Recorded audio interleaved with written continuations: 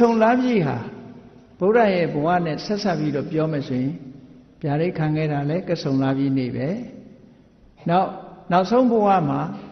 ဖွားတော်မူတာလဲကဆုံလာပြီနေပဲဖရာဖြစ်သူရောက်တော်မူတာလဲကဆုံလာပြီနေပဲဘဝအဆုံးသတ်ပြီးတော့ပြိဋိဘံစံသွားတာလဲကဆုံလာပြီနေပဲလို့ဒါကြောင့်မို့အကျဉ်းချုပ်ပြောမယ်ဆိုလို့ရှိရင်ဗျာဒိတ်တော်ခံဖွားပွင့်စံဗျာဒိတ်တော်ခန္ဓာလဲကဆုံလာပြီဟောဖွားတော်မူတာလဲကဆုံလာပြီဖရာဖြစ်သူရောက်တာလဲကဆုံလာပြီပြိဋိဘံစံတာလဲကဆုံလာပြီလို့ဒီကဆုံလာပြီဟာဘုရားဘာသာဝင်တွေအတွက်အင်မတန်မှထူးခြားတဲ့ဘုရားဘဝနဲ့ဆက်ဆက်နေတဲ့လာပြီလို့ဒီဘဝတွင်ပြောမယ်ဆိုရင်တော့